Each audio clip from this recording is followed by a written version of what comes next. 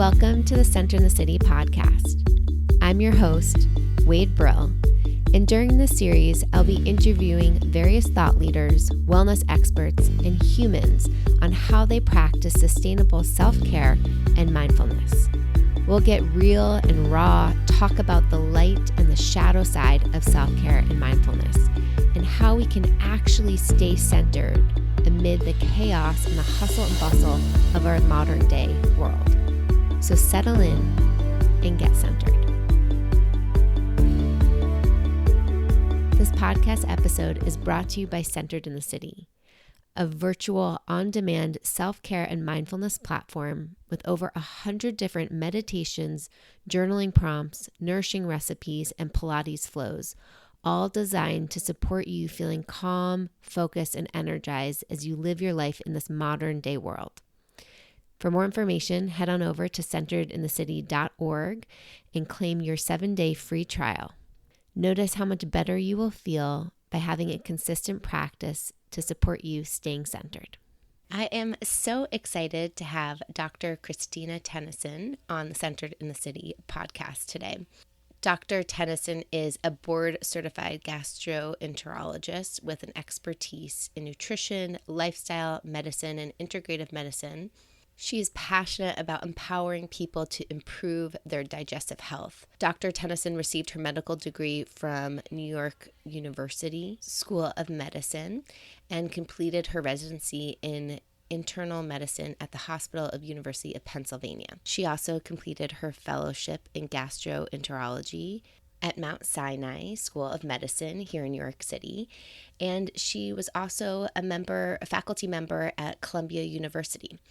She has so many other degrees and backgrounds and specialties that I will share in the show notes.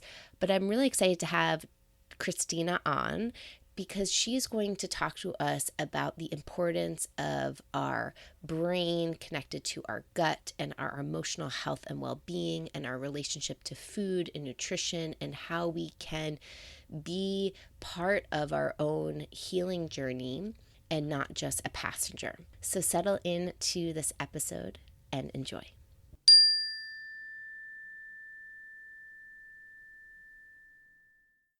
Christina, welcome to the Centered in the City podcast. Thanks so much for having me. I'm excited to be here. I'd like to begin by asking, what does being centered mean to you?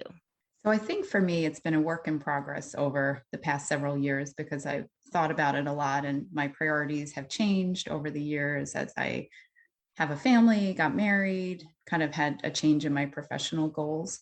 So I think for me, being centered is really thinking about my personal life, my professional life, and then also being part of the community that I live in. So using some of my talents effectively for all of those things and being around people I love and care about. I love how you emphasize taking stock of your priorities and how your priorities shift depending on what stage of life you are in, because that's so important because what might keep us centered when we're in our 20s might be really different than when we're in our 30s, when we're in our 40s, when we're in our 50s. So to constantly be evaluating what are our priorities in life and how do we kind of balance it all, I think is a really beautiful exploration of this question. Yeah. And it's not so easy, right? Oh, it is not easy. Because, right. You need time to kind of think about it. And I feel like so much in like the hustle and bustle, sometimes you need a little time and space to reflect. And I think I learned over the years that I really needed to give myself that and that it's okay. Yes. Oh my God. Can we asterisk that, right? Because we do need time and space to gain perspective of our life. And most of us don't take that time or space, whether we think it's not productive or we're not worthy of taking the time or space, or we want to fill it with other things that we think are more important, or we're getting sucked up by other noises that just distract us, right? I think you're so right that it is important. It is necessary for us to take time and space. And I think it's something too, a lot of people, just to piggyback on that in medicine, particularly, I can speak on that is that, from when you're very young, for most of us, this is your goal and you have it and you're kind of working towards it. And you think that's what, that's your vision of success or achievement. And then you realize when you get there, hey, maybe things have changed. And then you still have all these external pressures and kind of other people telling you what you should be doing. So really, like you said, just figuring it out for yourself is so important. Right, because you join the medicine track so early on, and then it's a long track to Definitely. stay Yeah. focused on. Yes, yeah. So, like, what advice would you maybe offer some doctors or say even nurses who are in training right now on their journey? Yeah, and I think it's so applicable to anybody. I would say that too, any profession, lawyers or, any your architecture school. I think it's just staying curious, and finding things that kind of light you up and things that keep you interested. And sometimes those things may be more on the fringe of kind of, what's going on currently in your field, but just giving yourself time to explore and, not being afraid to make mistakes, and embarrass yourself as I am doing one of my first podcasts with you. So, I think it's just getting a little bit outside of your comfort zone's okay. And emphasizing the curiosity, like, oh, let's staying curious of what does light me up, because what maybe lit me up a few years ago is not what lights me up right now. Yeah. And I'm just hearing. trying, right. And just trying to find even a little bit of time. Most of us, our jobs, that we're doing, we may not be doing what we love 100% of the time, but just finding some time to kind of pursue your interests and kind of inject it into your, day to day, I think has really helped me too a lot over the years. Yeah, so like before we hit record, you were sharing a little bit more about your career in as a researcher and more in academia with medicine, and then how you've kind of pivoted a little bit more to this focus around integrative medicine and digestive health. Will you tell our listeners a little bit more about your journey and what you're really passionate about working on right now? Yeah, so my journey I think started a long time ago because I always loved science and I loved kind of the application of science to kind of help people improve their lives, and that's kind of what got me into it. When I look back on my essays, even for college or med school, so it was so nice to like recently reflect on that when I found it in a drawer somewhere. And I think I always loved the digestive organs in a way because I love nutrition. So I was always fascinated even in high school. I have a lot of chronic diseases in my family, like many of us do. So I have a really strong family history of diabetes. Both my parents have it. My grandmother was on dialysis because of diabetes. So I think I always had that as an interest in my personal life. And what got me interested in gastroenterology was that it involved digestion and nutrition, and also meeting new people, dealing with emergencies. So that's kind of what drew me into the field. And over time, I realized that what I was practicing may have been a little bit different, because I was trying to really spend the time to talk to my patients and, ask them what they're eating, talk about their lifestyle, not necessarily here's a pill or let's do a procedure and I'll see you. And then I realized kind of the system I was practicing in doesn't really focus on that. So I had a bit of frustration, I think, over the years. I loved teaching and I loved interacting with my patients, but I just felt like the system I was working in wasn't going 100% for me what I wanted to be doing. So like I said, I took a little bit of time and space. In 2017, I left my really successful practice that I had worked on and built up. I had worked in academics for about 5 years before that, doing clinical research and teaching. And then I worked in a community practice in New York City, where I loved the patients, I loved my coworkers, but just something wasn't clicking. And I did a little bit of exploration and I did some training in integrative medicine, lifestyle medicine, also culinary coaching, and kind of focused on incorporating those things. And then I also did some work in other places of the country. So kind of stepping outside the New York City or Northeast academic bubble. And I worked in mid-coast rural area in Maine, worked in Indiana, and worked down in Mississippi. And I think it gave me a good perspective on things. I'm So sure a lot of different cultures, a lot of different nutrition beliefs and lifestyles to support people with that history. yeah, and then the same thing, we're so much more similar than we're different. Mm. And I think that kind of really like reverberated with me that, being in like an inner city, Brooklyn neighborhood, still had a lot of people with similar problems to working in rural Indiana. So Mm. it was, I think it was really kind of added to my medical experience because I'd really worked at these kind of tertiary, referral centers, and then really working out in the community was gave me a different perspective. What common themes would you see with patients in their digestive health? I think a lot of people are struggling with anxiety issues, Mm-hmm. trying to figure out, what foods are good to eat. There's a lot of conflicting information out there. Just trying to kind of make sense of it, and also, getting food that's affordable, that's healthy to feed themselves and their family. And I think those are kind of the main issues that I see a lot of people struggling with. And there's also so much messaging out there, whether it's Instagram or social media, and saying this is what's healthy, this is what you have to do. Mm-hmm. And there's so many different ways to kind of look at nutrition that I feel like focusing on the positive rather than all this kind of negative messaging, I think is helpful. Mm-hmm.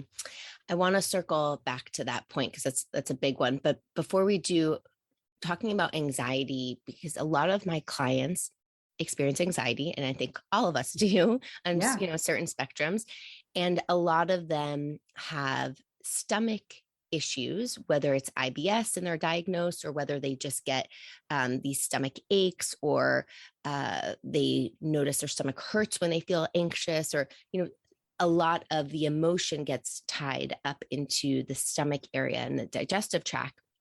And I'm just curious if you could give us a little bit of scientific backstory of maybe what's happening in the body that it's manifesting in this way of pain or irritability. Right. So it's so interesting. And I think even as a medical doctor, and even during my gastroenterology training, where we're focusing on the digestive organs, I honestly don't think we learned enough about this or kind of Mm-hmm. appreciated how complex it is. But in general, the gut is really your second brain, right? So it's innervated. There are many nerves that line your digestive tract, and you actually produce more neurotransmitters in your digestive tract. So things like serotonin, the majority of it is actually produced within the gut. And there's a constant crosstalk and communication between your brain and your gut. So it's kind of like a two-lane highway, if you think about it, that your gut is sending messages to your brain, and your brain is also sending messages to your gut. So these things are really tied together. And I think we're finally starting to appreciate some of this, that it's even more complex, that the microbes that actually live within our gut. So it's called the microbiota, is this kind of general term for all of these organisms. They also play a part. So they're actually helping us digest our food. They're involved in kind of some of the formation of these compounds that kind of are in this crosstalk between our brain and our gut. So everything is all tied together. And Yeah.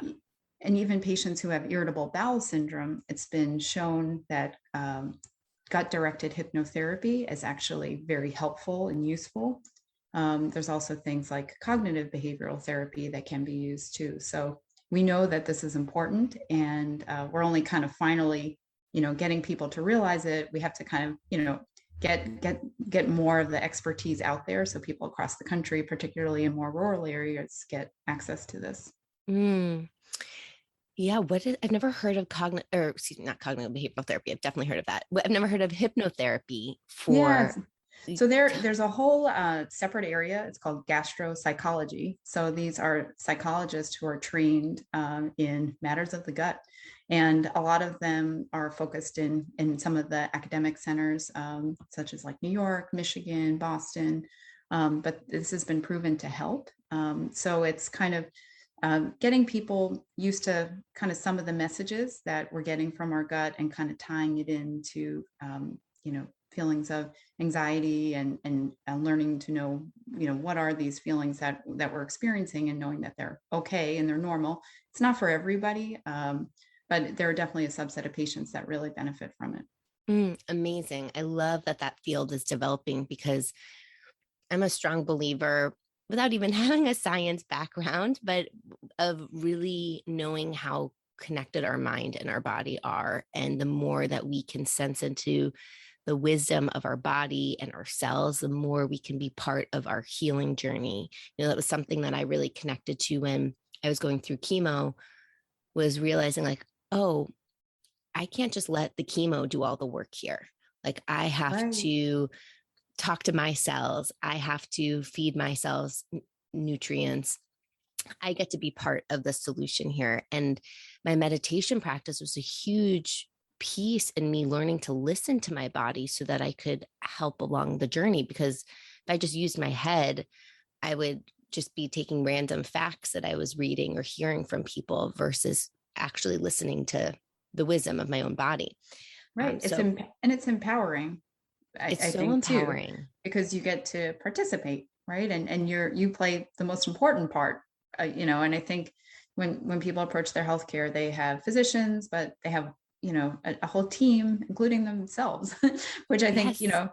I think someone had said in one of your earlier podcasts, and it's something that resonates with me. And I always tell patients too, is that you know your body better than anyone else. So, Mm-hmm. a doctor meeting you for 20 minutes or 30 minutes, we can offer advice and expertise, but really some of it you have to work out together. Right. And like when something feels off or Mm-hmm. maybe different. And sometimes I know for me, I can be maybe too hyper vigilant when I'm like, oh, this, my stomach is off because I ate this little thing or I had some dairy or and it's just like, okay, also having some ease when things feel a little off and kind of trusting the body and kind of that balance of not being so hyper vigilant and sensitive, but also paying attention when we need to pay attention. And I love what you said of it. It puts us in the driver's seat. We're not a victim to our body or Mm-hmm. to our health, but we are part of the solution and a team, like the most important person. Circling back to something you shared about, eating and eating to help manage anxiety, are there any specific foods that you recommend people explore to support their gut biome? Such a good topic. I think it's really being worked out, and it's something I definitely have a really active interest in, and there's some ongoing research involved in it. What we know is that the majority of people don't eat enough fruits and vegetables. So we Mm-hmm. know that over 80% of Americans fail to eat kind of current guidelines for fruits and vegetables. So that's a great simple way to start.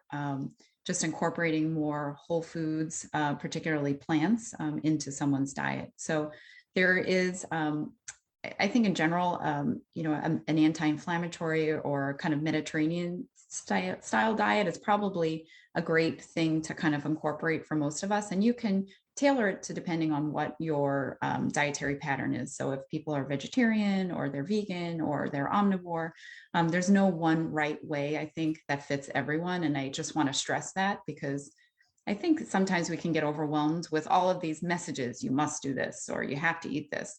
So I think overall looking at dietary patterns is important. What I suggest people do is to incorporate nuts, seeds, fresh fruits and vegetables, whole grains, and then some other types of protein, depending on what your diet is, you can always add and take away. There are also interests in ingesting fermented food products. And there's a wide range of fermented food products that are available in all these interesting worldwide cuisines. And I feel like we're only really appreciating it. But again, that's something that people can tailor and just start incorporating into their diet. So there are things like kefir, which is a fermented milk beverage. There are plenty of other vegetables that can be fermented. So we'll talk about, things like soybeans, so people can have tempeh in their diet, even just small amounts of fermented vegetables. So things like sauerkraut. And there's some really new, I think, just super exciting and kind of fascinating research that can kind of increase the diversity of the microbiome. So helping people kind of recultivate or repopulate the bacteria and microbes that are in our gut. As well as kind of decreasing some of these pro-inflammatory markers. So there was a recent study out of Stanford that was done by a pretty well-known research team, and they looked at 18 volunteers, and it's a small study, but it actually, over time, they increased the diversity of their gut microbiome, and they also reduced inflammation. So I think that's really exciting. Yeah, to have those markers. What about probiotics? Are those important for people to be taking? So I think, that's a big question. And I think a lot of people have, questions about probiotics. The most important thing to think about is the gut microbes that live within you really should be more of the priority, and we have to feed them with food. So I think it may seem easy to take a pill or to take a probiotic, but there's so many different types of probiotics that are out there and so many different types of strains of bacteria that for, it's hard to say overreaching for everybody, take this probiotic. It really depends kind of what your end goal is. Probiotics are defined as these organisms that are living that have a beneficial effect when we take them. So there definitely are probiotics that are found in fermented foods naturally. So I think that's a great, easy way for people to kind of start incorporating fermented foods into their diet. But I think, just picking up a random probiotic and taking it and expecting to, see X, Y, and Z, I think is a little harder. It's more of a reach. And I think our feeling has really kind of changed over the past couple of years. And there's more research going into it. It really kind of depends on industry funding, what studies get done, what probiotic strains are out there. So it's inherently more complicated, I think, than we appreciate sometimes. Yeah. And, like what you said earlier about there's not one diet, right? That kind of do what works for you, listen to your body, I think is so important because the research is constantly changing, right? Of what is the best. So if we constantly let the news dictate what is working, I think it kind of takes us out of listening to our body and our wisdom and kind of that the second brain of like what do we actually get to feed it. And I love your emphasis on let's already feed the strains that are in our body with good food.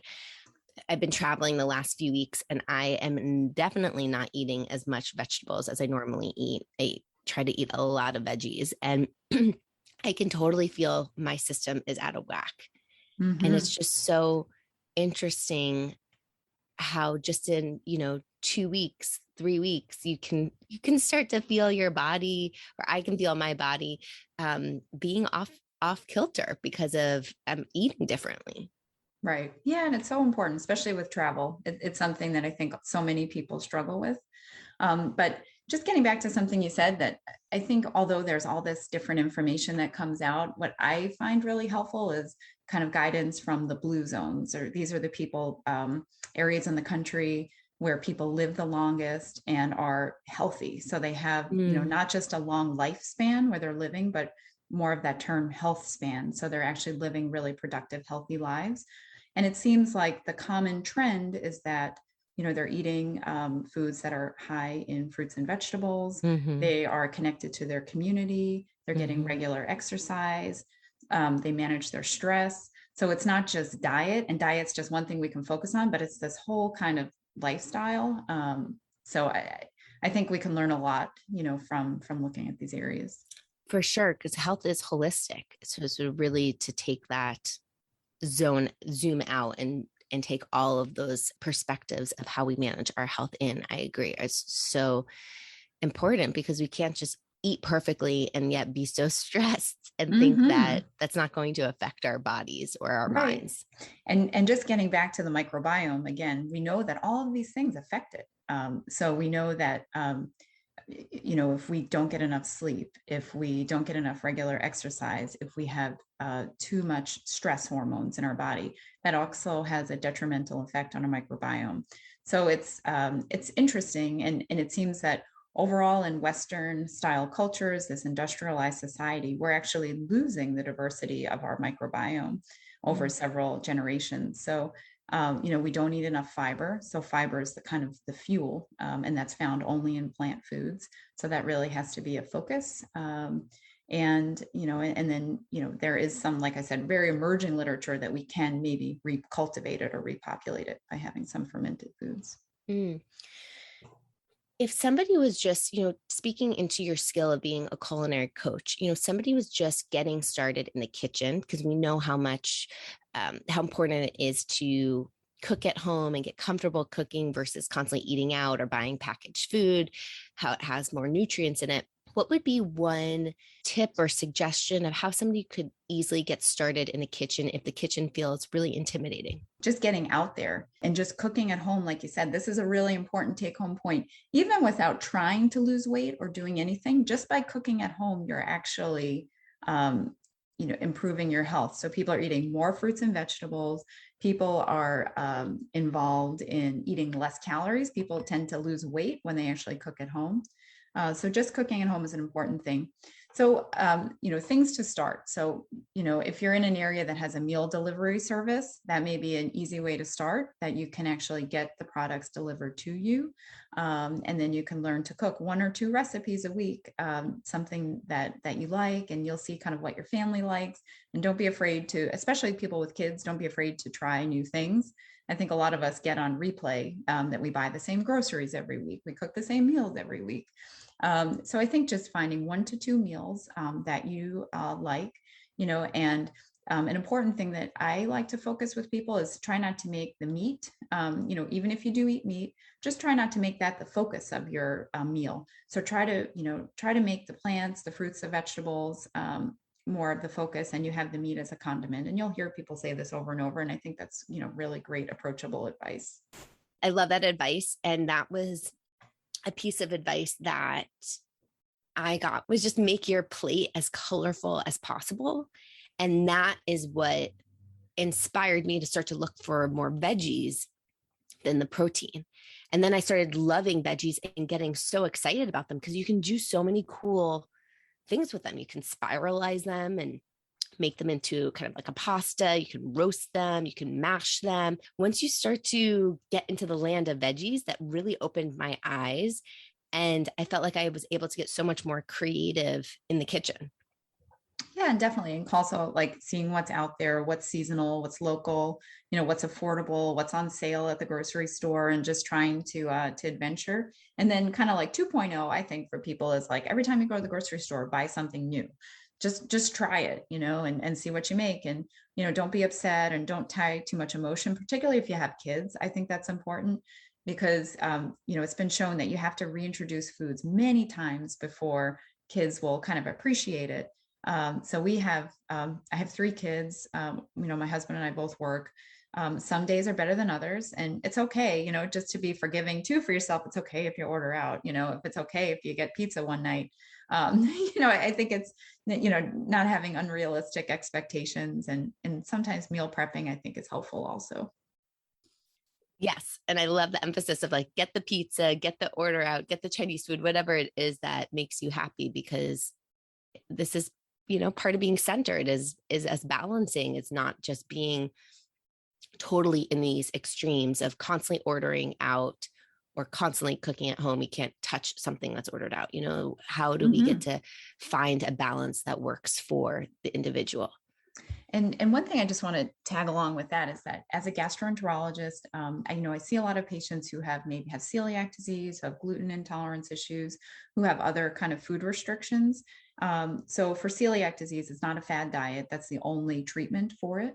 But there are definitely other folks out there that we have seen disordered eating. So people that are either hyper-focused on eating healthy all the time, and that's a name for it. It's called orthorexia.